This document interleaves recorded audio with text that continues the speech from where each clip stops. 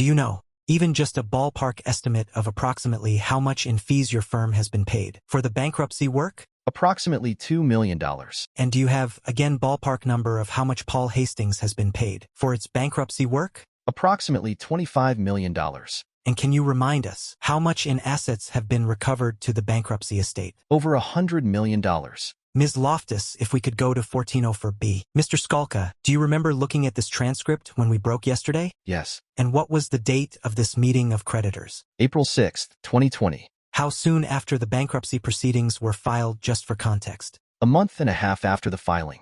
Now, Mr. Skalka, after the meeting of creditors we were just looking at, did there come a time when a bankruptcy trustee was appointed in Mr. Kwok's case? Yes. Approximately when was he appointed? He was appointed by order of the bankruptcy court in June 16 of 2022. Ms. Loftus, could we please publish Government Exhibit 6-194? Mr. Skalka, do you recognize who's shown in the top left here? I recognize the person in the picture.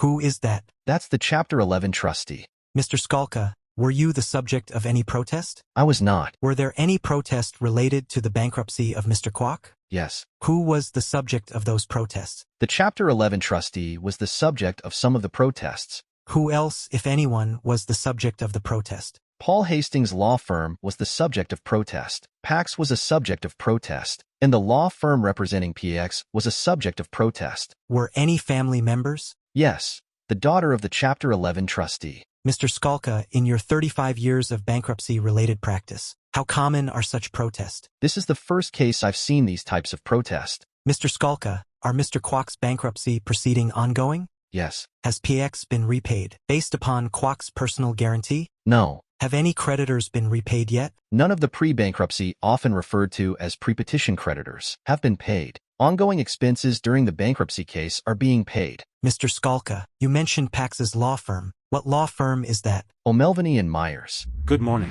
Could you tell me again the bankruptcy trustee's name? Luc Despins. Now, Mr. Ferguson asked you over your last 35 years of bankruptcy. Have you ever seen protest? I believe the question was in bankruptcy cases. How common are Chapter 11 bankruptcy filings for individuals? They're not as common as they are corporate entities, but I've been involved in several of them over the years. Of the several of them that you've been involved in over the years, have any of those people been the subject of plots by the Chinese Communist Party to return them to China? No. Have any of them been the subject of a plot to kidnap that person and return them to China? No. Have any of them been the subject of a plot to discredit them online? Let me rephrase that. Discredit them online specifically by the Chinese Communist Party? No. Are you aware that Mr. Guo, all of those things happened to him? I'm not. So that's unprepared for your testimony today. Mr. Ferguson did not discuss that with you, correct? No. And could we have back up the photo of from the protest? I think it's GXVIA 194 maybe. You remember you were asked some questions about this by Mr. Ferguson?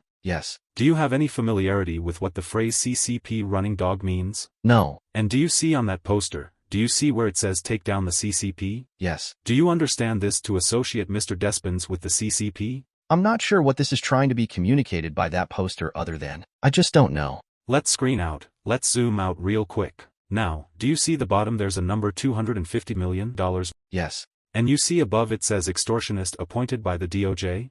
Yes. Does that figure $250 million have any significance in the context of the PAX settlement negotiations? I don't know. I have not been a party to the settlement negotiation between PAX and Mr. Kwok. Mr. Despins has though, right? Mr. Despins is the trustee representing the estate, which includes many creditors, not just PAX. You're aware that there were negotiations between PAX and Mr. Guo's counsel to settle PAX's claims, correct? Were there any negotiations between Mr. Despins and Mr. Guo's counsel to settle the bankruptcy? There was a court-ordered mediation in the bankruptcy, and so there were negotiations. As part of that bankruptcy court-ordered mediation, did Mr. Despins make a demand as part of that court-ordered mediation? I was not present during the mediation, so I believe he did, but I was not present for those mediation sessions. To your understanding, what was that demand? I don't know. Now, you see it says appointed by DOJ. I think on direct you testified about someone named Ms. Claiborne? Yes. Who is she again? Ms. Claiborne is a trial attorney for the Office of the United States Trustee.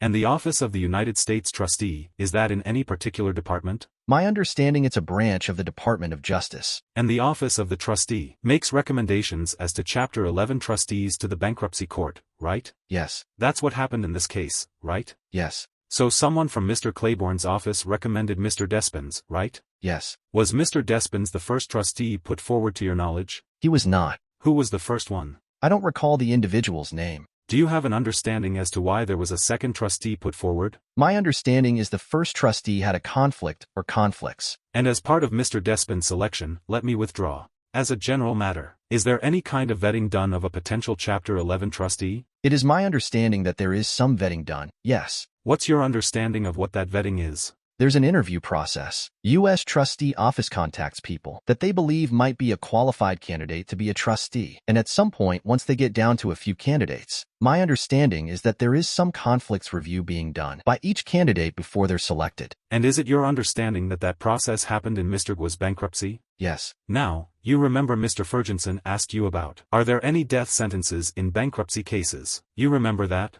Yes. Do you know if there are any death sentences possible under Chinese criminal law? I do not know. Now, you were also asked some questions about the PAX litigation on direct, right? Yes. Now, PAX filed its complaint against Mr. Guo on April 18, 2017, correct? It was filed in early 2017. I don't recall the exact date. I'm going to see if I can help you out with that. Can we put up just for the witness and the parties DX 7006, please? So the question solely is, does looking at this document refresh your recollection as to the date of the filing of the PX complaint? Yes. Was that date April 18, 2017? Yes. You're aware that that's the day before the Chinese government filed an Interpol red notice against Mr. Guo, right? I'm not aware of that. You're aware that that's the day before Mr. Guo did a live interview about Chinese corruption for Voice of America, right? I'm not aware of that.